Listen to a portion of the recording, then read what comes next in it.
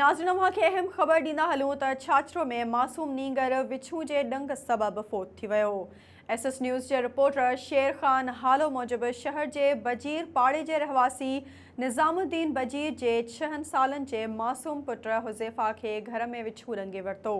वारिस खेसि छाछरो इस्पताल खणाए विया, जितां हालत वधीक ख़राब हुअण करे उमरकोट रिफर कयो वियो।